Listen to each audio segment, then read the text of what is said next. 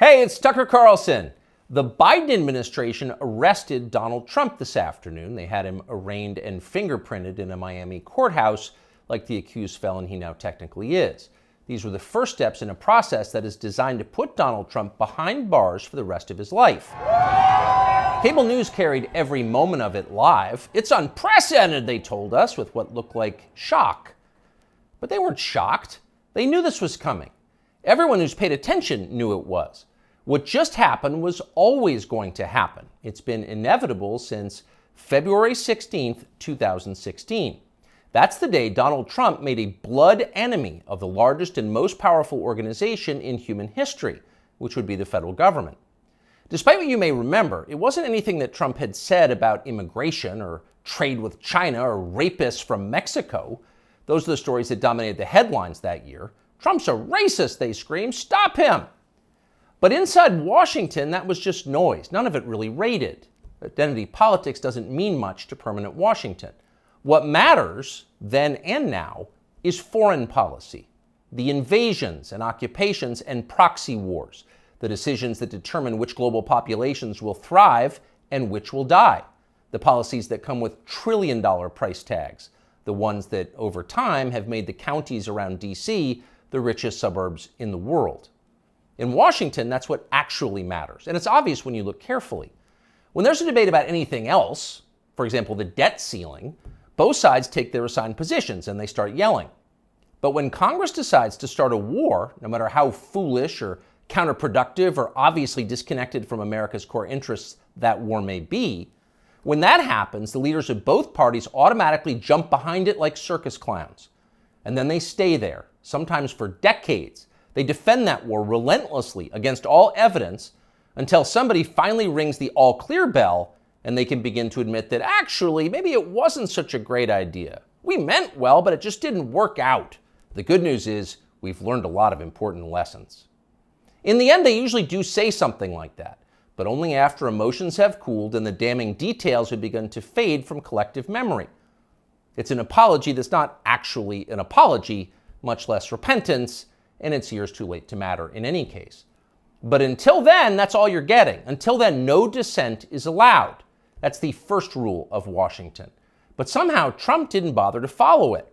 He is from out of town, so maybe he didn't know it was a rule, or maybe he just didn't care. Either way, 7.5 years later, we can point to the precise moment that permanent Washington decided to send Donald Trump to prison.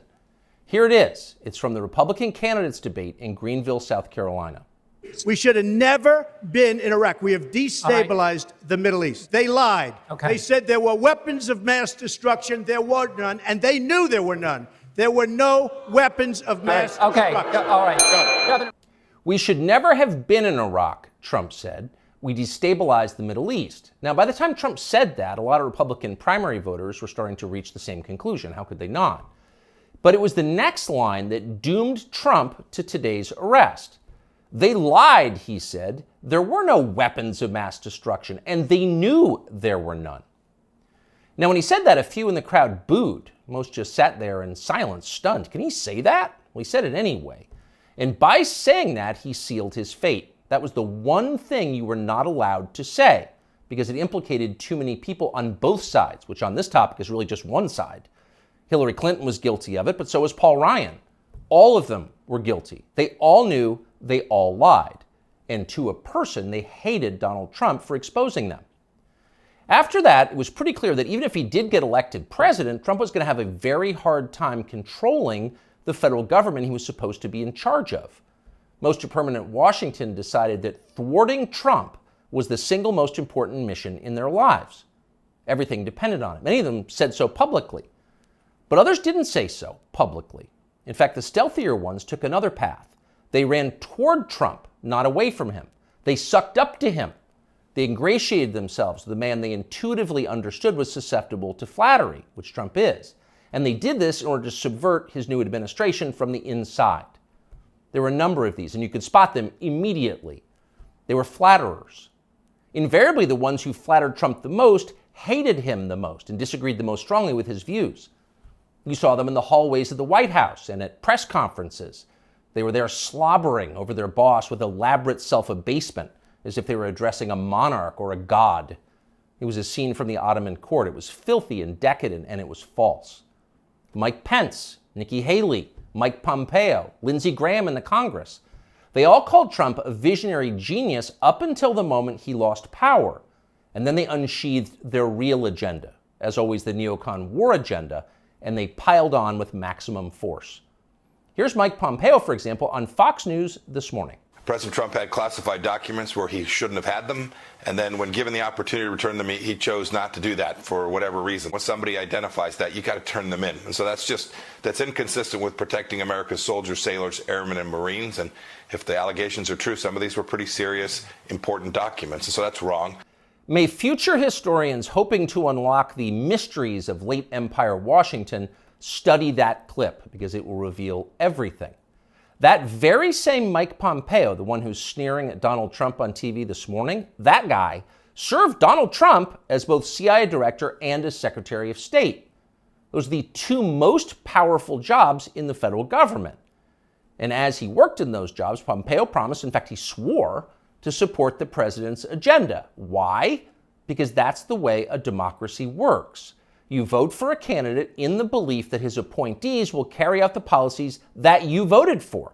It's not about the president, it's about you, the voter. But Pompeo didn't do that. He didn't even try to do that.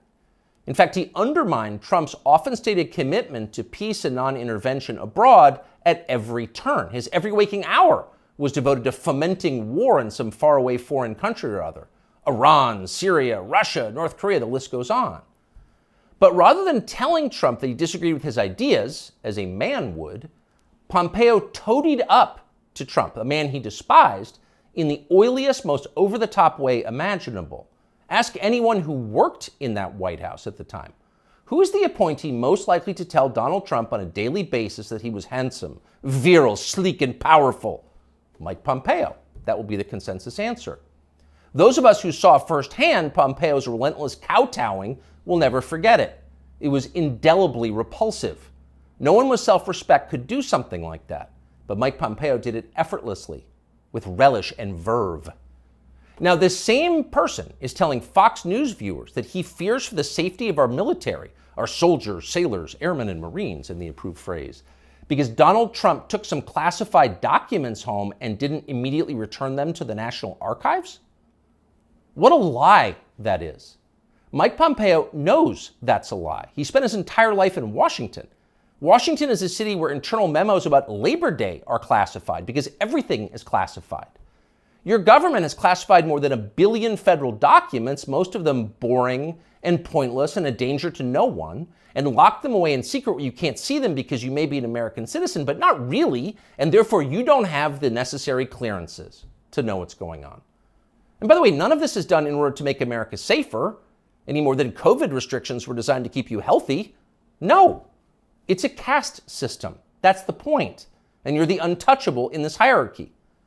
Mike Pompeo knows that. Everybody who works in Washington knows that. How many secret documents do you think Dick Cheney took home with him while he was running the Iraq War? How many did his wife read? She never had a clearance. We'll never know the answer because there is no chance Dick Cheney will ever be investigated or his staffers will be told to wear wires in his presence. He will never be indicted for this. Of course not. Dick Cheney is a neocon. Donald Trump is not. Dick Cheney supports war with Russia. Trump does not. That's the difference. The rest is just a distraction. The prosecution of Donald Trump is transparently political. He's literally Joe Biden's main political opponent. He's polling over 60% among Republican voters right now. So Joe Biden is doing what no president has ever dared to do. He's using law enforcement to lock up his chief rival. That's happening right now. Anyone who denies it's happening is lying to you. But actually, it's worse than that. Trump's prosecution isn't just political, it's ideological. Nobody with Trump's views is allowed to have power in this country. Criticize our wars and you're disqualified. If you keep it up, we'll send you to prison. That's the message Washington is sending. Not just the Democratic Party is sending, but both parties are sending. Like so many Republicans, for example, the supposedly conservative governor of Texas, Greg Abbott, spent yesterday totally ignoring the destruction of the American justice system. Instead, he signed a highly important bill called the Crown Act, which according to the celebratory tweet Abbott sent commemorating it, will, quote, prohibit discrimination based on textures and hairstyles historically associated with race. In other words, in Texas, cornrows are now protected by law. Having unapproved views about Ukraine is not. That's fine with most elected Republicans. They find Trump tiresome and embarrassing. Their donors hate him. They will not be sad if he dies in jail. But what about voters? What are they learning from this spectacle? Well, mostly they're learning that they have no power at all because nobody cares about them. But they already knew that. Unlike so many of our elected leaders, they have been to America recently. They know what it looks like. Have you seen it? If you've got a few days this summer, find out. Take a road trip and see for yourself. Drive 500 miles in any direction and then come home. How are things looking? Well, they should look great. The federal government spent $6.5 trillion last year. That's more than any government has ever spent, ever. So at the very least, you would expect pristine public roads. Oh no, that's not what you see when you drive around this country. There are potholes and Jersey barriers everywhere. Looks like Tegucigalpa before the Chinese decided to rebuild the infrastructure of Honduras. We don't have China buying our roads. So they're falling apart. You'd think the people you would pass on your road trip would look happy and prosperous. Again, this is a very rich country. But a lot of them don't. Quite a few appear to be strung out on drugs. You see them shuffling by shuttered storefronts in small towns. And you wonder, as you see all of this, where did all the money go? It's certainly not here. Well, it's in Washington. It's in Fairfax and Loudoun counties, and in leafy, perfectly manicured Northwest D.C. And of course, a huge chunk of it went to Ukraine, to Zelensky and his friends. Not because you voted for that. You didn't vote to give it to them. You never would. But because Joe Biden and his many allies, from Chuck Schumer to Mitch McConnell to Paul Ryan, and every single news anchor on all of television, all of them believe that Ukraine, its borders, its future, its infrastructure are all more important than the town that you live in. They sincerely think that, and it's obvious. Everyone in power thinks that, except for Donald Trump. Whatever else you say about him, Trump is the one guy with an actual shot at becoming president who dissents from Washington's long-standing pointless war agenda. And for that one fact, they're trying to take Trump out before you can vote for him. And that should upset you more than anything that's happened in American politics in your lifetime. Even if you don't plan to vote for Donald Trump, even if you would die before voting for Donald Trump, which is your right and a lot of good people feel that way, even still, the destruction of our democracy, which is the right of voters to support any candidate they want, even candidates who don't want war with Russia, the destruction of that should keep you up at night. Yes, Donald Trump is a flawed man, but his sins are minor compared to those of his persecutors. In this life, we don't get to choose our martyrs. We can only choose our principles, and America's are at stake. You often hear people say the news is full of lies. In Kennedy's motorcade, 239 people. The death of Jeffrey Epstein.